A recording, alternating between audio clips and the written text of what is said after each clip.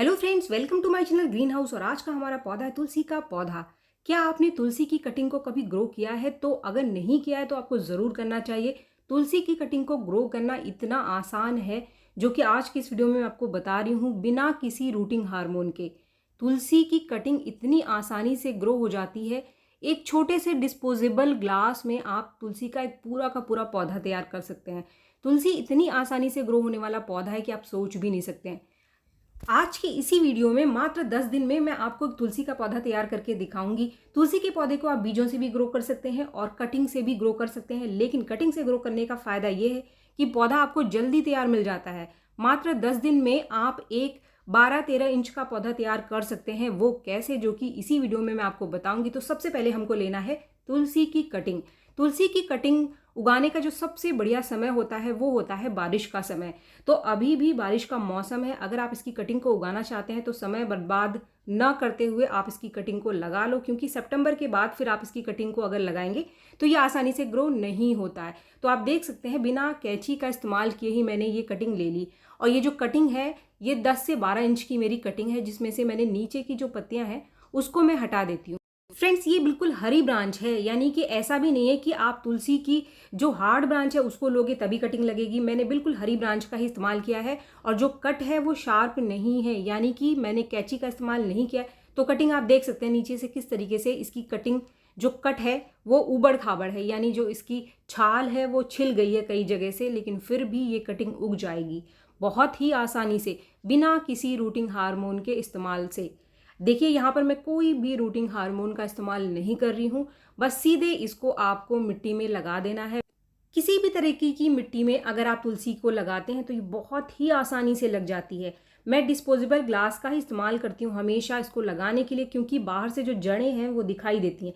कोई भी कटिंग लगाते समय आप डिस्पोजेबल जो ट्रांसपेरेंट वाला ग्लास है उसी का इस्तेमाल करें। जो मैं मीडिया ले रही हूँ वो है कोकोपीट। मेरे पास कोकोपीट है, तो ज़्यादातर कटिंग को, बीजों को उगाने के लिए मैं कोकोपीट का इस्तेमाल करती हूँ। पॉटिंग मिक्स में भी मैं कोकोपीट का इस्तेमाल करती हूँ, क्योंकि मैं छत के ऊपर गार्डनिंग करती हूँ। तो मिट्टी जो है वो पॉट को भारी कर देती है, उसको इधर उधर करना मुश्किल होता है। तो इसीलिए कोकोपीट मैं पॉटिंग मिक्स में ज़रूर मिलाती हूँ। तो अब मैं इसको, आप देख सकते हैं कि बिल्कुल बीचों बीच आपको इस तरीके से 2-3 इंच गाड़ देना है। गाड़ते समय बस एक चीज़ का आपको ध्यान रखना है कि कम से कम 2 नोड। नोड क्या है? 2 नोड यानी जहाँ से पत्ते निकल करके आते हैं, ऐसी 2 जगह कम से कम मिट्टी के अंदर धसी होनी चाहिए। आप कटिंग को अच्छे से दबाएं ताकि कटिंग आपकी हिले ना। आपकी कटिंग में अगर रूटिंग नहीं हो रही है, कोई भी कटिंग में अगर आपकी जड़ें निकल करके नहीं आती हैं, तो कटिंग आपकी हिलती है, तो कटिंग हिलनी भी नहीं चाहिए। तो फ्रेंड्स, इसके बाद मैं इसके अंदर वाटरिंग कर दूंगी। और वाटरिंग करने के बाद इसको रखना कहाँ है वो बहुत इंपॉर्टेंट है। कोई भी कटिंग आप लगाते हैं तो आप ऐसी जगह पे रखो जहाँ पे हल्की सी छांव हो। बड़े पॉट के नीचे आप इसको रख सकते हो, जैसे कि आप देख रहे हो मैं इसको एक बड़े पॉट के अंदर रख रही हूँ। इससे नीचे भी नमी बनी रहती है और ऊपर से छांव रहता है। इसके साथ ही ये जो मेरा पॉट रखा हुआ है वो ऐसी जगह पर है रखा हुआ है जहाँ पर शाम की धूप इसके ऊपर पड़ती है। अब जैसे ही कटिंग आप लगाओगे, जिस दिन आप कटिंग लगाओगे उसके 1-2 दिन बाद तक आपको इसके जो पत्ते हैं वो कुछ मुरझाते हुए दिखाई देंगे। लेकिन जैसे ही इसकी जो स्टेम है, यानी जो इसका तना है, वो पानी को सोखना शुरू करेगा नीचे से, फिर से जो पत्ते हैं जो मुरझा रहे थे वो फिर से हरे हो जाएंगे। इसके साथ ही मात्र 3 से 4 दिन के अंदर ये जड़ें बनाना शुरू कर देता है, लेकिन पूरा रिजल्ट आने में थोड़ा सा समय लगता है। तो फ्रेंड्स, ये जो रिजल्ट आप देख रहे हैं ये है मात्र 10 दिन बाद का। सिर्फ 10 दिन में इसके अंदर इतनी सुंदर जड़ें निकल करके आ रही हैं कि आप सोच भी नहीं सकते कि सिर्फ 10 दिन में इतनी जड़ें कैसे निकल सकती हैं। लेकिन तुलसी 10 दिन में इतनी जड़ें निकाल लेती है, तो इसीलिए इसको कटिंग से लगाना बहुत ही आसान है। बीजों से अगर आप ग्रो करोगे तो 10 दिन में तो सिर्फ इसके बीज निकल करके आएंगे, लेकिन अगर आप कटिंग से ग्रो करोगे तो 10 दिन में आपको एक बड़ा पौधा तैयार मिल जाएगा। तो फ्रेंड्स, आप बाहर से ही देख सकते हैं कि डिस्पोजेबल ग्लास के बाहर से इसकी जड़ें दिखाई दे रही हैं। कितनी सुंदर जड़ें सिर्फ 10 दिन में ही निकल करके आ गई हैं। अगर आप पौधा लगाते हैं तो कभी भी आप रूट बॉल को नहीं तोड़ेंगे, यानी आप सिर्फ डिस्पोजेबल ग्लास को काटोगे और सीधा निकाल करके इसको रिपोर्ट कर दोगे। ये वाला जो पौधा आप देख रहे हैं मेरा, ये तकरीबन 1 महीना हो चुका है और इसी डिस्पोजेबल ग्लास में ये लगा हुआ है। और आप इसकी ग्रोथ देख सकते हैं कि एक डिस्पोजेबल ग्लास में ही एक तुलसी का पौधा तैयार हो गया है। तो आप तुलसी के पौधे को बहुत ही आसानी से घर पर तैयार कर सकते हैं। बहुत सारे लोगों के जो तुलसी के पौधे हैं वो सर्दियों में ख़राब हो जाते हैं, क्योंकि जो सर्दियां हैं वो तुलसी को बहुत ज़्यादा नुकसान करती हैं। तो अगर ये समस्या आपके घर में बनी रहती है कि आपकी जो तुलसी है वो विंटर्स में सूख जाती है, तो इसीलिए आप तुलसी के जो पौधे हैं वो पहले से ही तैयार करके रख लो, ताकि आपके घर के अंदर हमेशा तुलसी का पौधा बना रहे, कभी भी आपका जो आंगन है बिना तुलसी के न रहे।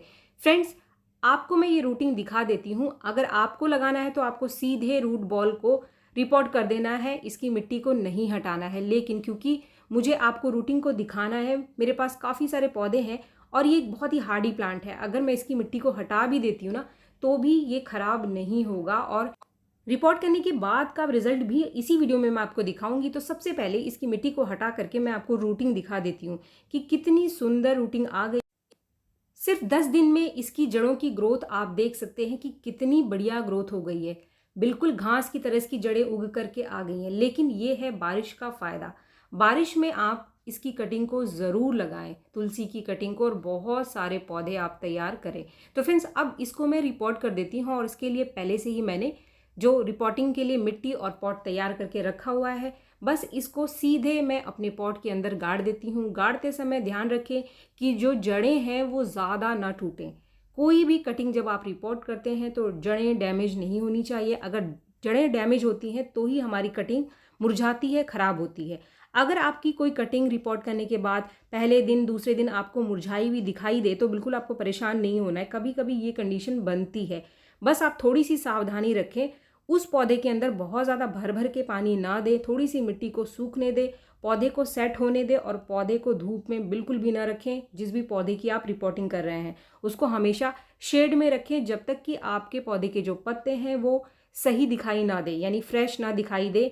जब पौधे आपको सीधे दिखाई दें तो समझ जाना कि आपका पौधा अभी ठीक हो गया है और जड़ें सही तरीके से काम करनी शुरू कर चुकी हैं। तो फ्रेंड्स, अब मैं कर देती हूँ इसकी वाटरिंग, और वाटरिंग करने के बाद आपको क्या करना है कि जो इसके नीचे के पत्ते हैं उनको आप रिमूव कर दो, हटा दो, जो कि मिट्टी से लग रहे हैं।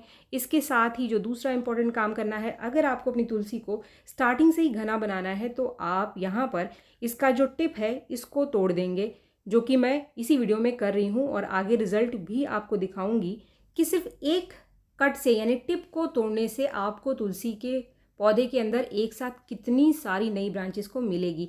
ये सबसे आसान और नेचुरल तरीका है तुलसी को घना बनाने का। जब भी आप किसी कटिंग को रिपोर्ट करते हैं तो कुछ दिन तक आप छाया में ही रखेंगे। इसको आपको तेज़ धूप में नहीं रखना है। जब नई ग्रोथ आनी शुरू हो जाए तब आप इस पौधे को धूप में रख सकते हैं। और तुलसी एक ऐसा पौधा है जिसको बहुत ज़्यादा धूप की ज़रूरत नहीं होती है। हमेशा तुलसी के पौधे को आप ऐसी जगह पे रखो जहाँ पर मात्र सुबह की 2-3 घंटे की धूप मिल जाए, तो तुलसी बहुत ही बढ़िया ग्रोथ करती है। तो फ्रेंड्स, ये जो रिजल्ट है ये है मात्र 4 से 5 दिन के बाद का। और जो मैंने टिप को तोड़ा था तो आप देख सकते हैं दोनों के साइड से ही 2 सुंदर सुंदर ब्रांचेस निकल करके आ गई। इसके साथ ही नीचे से भी इसकी ब्रांचेस निकल करके आ रही है।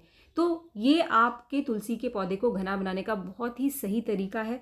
और ये जो नई ब्रांच है, जैसे ही ये 6-7 इंच फिर से ऊंची हो, यानी लंबी हो, तो फिर से आप इसके टिप को तोड़ दो और ज़्यादा नई ब्रांचेस को लेने के लिए। उम्मीद है वीडियो आपको पसंद आया होगा। वीडियो अगर आपको पसंद आया तो एक लाइक ज़रूर करें, और मेरे चैनल को आपने अब तक सब्सक्राइब नहीं किया है तो मेरे चैनल को सब्सक्राइब भी ज़रूर कर लें। मिलते हैं मेरे नेक्स्ट वीडियो में, तब तक के लिए थैंक यू।